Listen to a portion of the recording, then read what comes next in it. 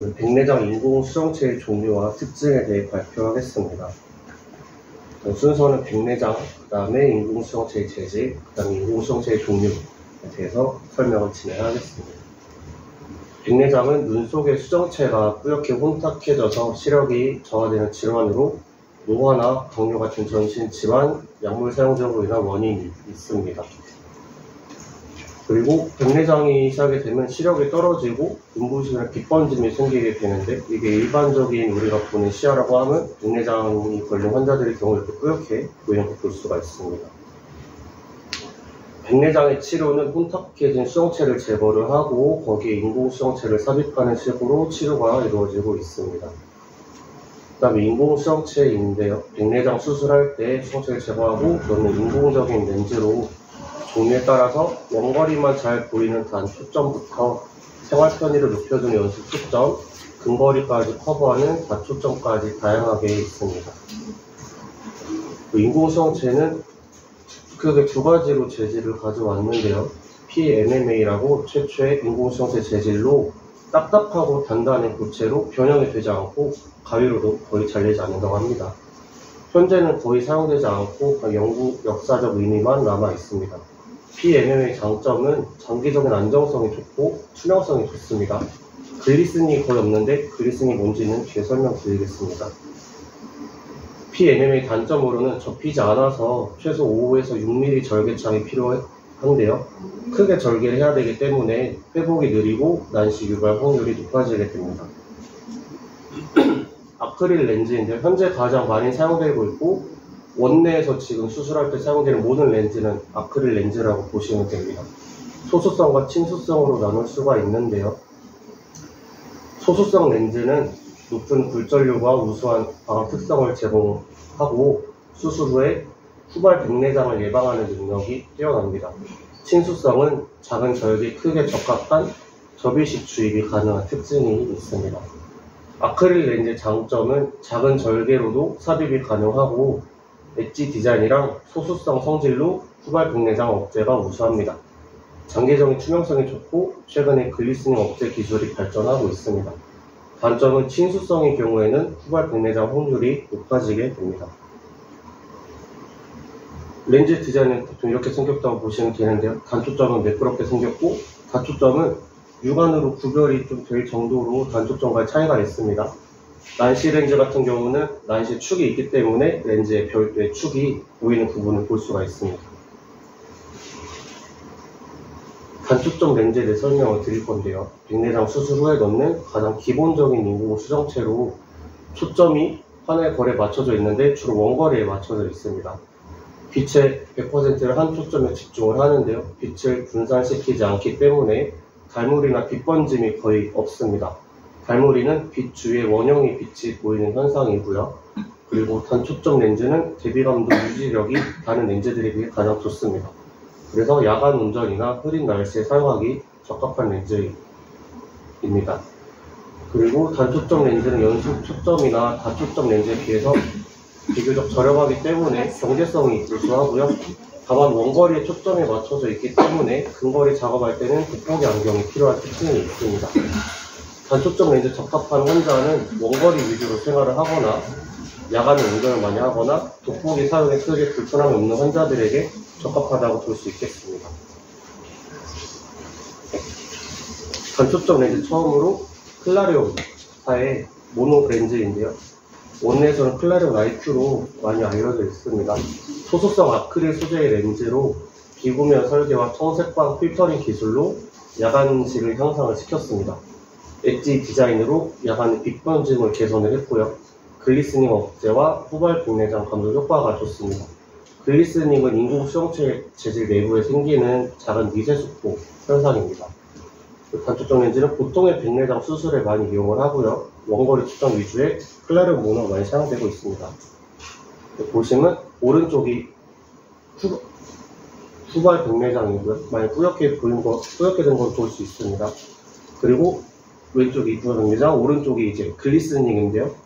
작은 미세수포가 많이 생긴 걸 볼 수 있습니다. 피크니스 렌즈인데요. 존슨앤존스 회사 걸로 대표적인 단초점 인공수정체입니다. 생체 적합성이 우수한 히드로포빅 소재를 사용했는데 소수성 렌즈입니다. 구면 수차를 0으로 해서 대비 감도를 높이고 선명한 시력을 제공하고 있습니다. 그래서 빛 번짐과 달무리를 최소화했고요. 테크니스 모노 역시 야간 운전 같이 선명도랑 대비 감도가 중요한 환자들에게 사용이 되고 있습니다. 그 다음에 센사 렌즈인데요. 센사도 소수성의 아크릴 단초점 인공 수정체입니다. 센사 렌즈는 인공 수정체를 지지하는 훈항이 약한 경우에 많이 사용을 하고요. 가장자리 특수 설계로 후발 백내장의 발생을 줄이고 안정적인 시야를 제공해줍니다. 빛의 산란을 최소화해서 대비 감도를 유지해주고요. 자외선 차단 코팅으로 망막을 보호하고 있습니다. 다만 센사 렌즈는 테크니스나 클라레온 계열보다 앞서 출시됐기 때문에 요즘은 테크니스랑 클라레온 렌즈들이 많이 사용이 되고 있습니다. 다음으로 연속 초점 렌즈입니다.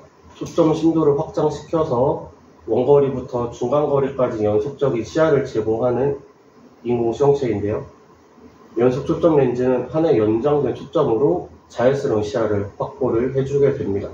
비회전형이랑 프리미엄 단초점형이 있는데 비회전형은 빛을 분산시키지 않고 초점 심도를 확장을 해주고요.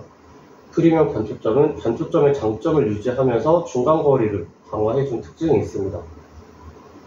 연속 초점 렌즈는 원거리부터 중간거리까지 활동이 편리하고요. 빛을 분산시키지 않기 때문에 빛 번짐이 적어서 단초점과 마찬가지로 야간 운전이 용이한 부분이 있습니다. 다만 단초점보다 근거리 범위는 좁고요. 원거리부터 중간거리까지 시야를 확보해주기 때문에 돋보기가 필요할 수 있습니다. 클라레온 BBT인데요. 비회전형 인공 수정체로 렌즈 표면을 변형해서 빛을 분산시키지 않고 초점 심도를 확장을 했습니다. 엑스웨이브 기술이 사용됐는데 엑스웨이브 기술은 렌즈 광학부 전면에서 빛의 화면을 변형하고 하나의 초점을 앞뒤로 확장했습니다. 다초점처럼 빛을 나누지 않아서 빛 손실이 적고 대비 감도를 유지해줍니다. 회절고리가 없어서 빛 번짐을 최소화했습니다. 클라레온 특유의 엣지 디자인으로 후발 백내장을 억제해줍니다. BBT 필요 환자는 야간에 운전 많이 하거나 컴퓨터나 중간거리 작업에 많이 든들 이 돋보기는 괜찮지만 빛 번짐을 원하지 않는 환자들에게 BBT 렌즈를 추천할 수 있겠습니다. 그리고 BBT 렌즈는 질환이 있는 환자들에게 추천할 수 있다고 하는데요. 안구 질환이 있는 환자들 같은 경우에는 빛 번짐에 대해서 많이 민감합니다. 안구 질환 환자는 대비 민감도가 감소된 상태로 여기서 다초점 렌즈를 사용하게 되면 대비 손실이 더 크기 때문에 만족도가 더 떨어지게 됩니다. BBT는 관용성이 좋아서 목내장이나 망막 질환이 있어도 백내장 수술을 고려할 수 있는 렌즈라 볼 수 있겠습니다. BBT는 FDA에서 미국 표준협회에서 인증도 받았고요. 전 세계 100만 개 이상 사용되는 연속 초점 렌즈라고 합니다. 그 다음에 존슨앤존슨의 INS인데요. 비구면 굴절 기술을 통해서 렌즈 주변부부터 중심부까지 이어지는 굴절력을 조정해서 점진적인 곡률 및 도수 변화를 줘가지고 생활형 중간거리 시력을 높여줬습니다. 빛을 분산시키지 않아서 빛 번짐이 거의 없고 그래서 야간 시력의 안정성이 좋다는 장점이 있습니다. 기존의 단초점 대비해서 중간거리 성능이 확실히 개선된 렌즈로 이게 프리미엄 단초점 렌즈라고 보시면 됩니다. 단초점과 비슷한 대비 감도를 유지해주고요. 다만 근거리는 돋보기가 필요한 부분이 있습니다. INS도 필요한 환자는 야간 운전자, 컴퓨터나 중간거리 작업이 많은 환자, 돋보기는 괜찮지만 빛 번짐을 원하지 않는 환자에게 추천할 수 있습니다. BBT랑 INS의 특징이 거의 같은데 차이점이 뭐가 있냐면 제일 위에 있는 게 단초점, 그 밑에가 INS, 그 밑에가 BBT인데요. BBT는 선명도가 높은 대신에 가시범위가 좁고 INS는 가시범위가 좁고 BBT는 선명도를 좀 낮춘 대신에 가시범위가 더 좋습니다. 그래서 선명도를 보면 단초점이 가장 좋고 그 다음에 INS, BBT 순서이고요.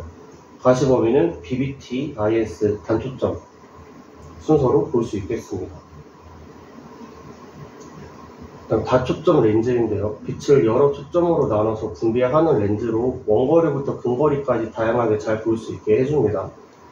근거리까지 볼 수 있게 해주기 때문에 돋보기 의존도가 거의 최소화돼서 만족도가 높아지고요. 다만 야간 운전은 불편합니다. 빛을 나눠서 쓰기 때문에 빛 번짐과 달물이 가능성이 있고요. 대비감도가 단초점이나 연속 초점보다 떨어지게 됩니다. 다초점 렌즈 필요한 환자 같은 경우에는 돋보기를 쓰고 싶지 않은 분들, 근거리 작업 많이 하는 분들, 빛 번짐이 상관없는 분들한테 소개해 드릴 수 있겠습니다. 페놉틱스 렌즈인데요. 회절 기반 3중 초점 렌즈로 렌즈 표면에 미세한 고리를 새겨서 빛이 여러 방향으로 굴절 간섭되도록 만듭니다. 현재 전 세계적으로 가장 많이 쓰이는 멀티포컬 렌즈로 약 88%의 빛 에너지를 사용하여 빛 분산의 최적화로 중간거리 손에 특히 안정적입니다. 클라리온 재질 기반으로 글리스erin과 후발병내장 억제를 해주고요. 4.5mm 회절존으로 동공 크기에 관계없이 양지의 시력을 제공해줍니다. 페놉틱스의 대비감도는 단초점 연속 초점 대비해서 낮고요.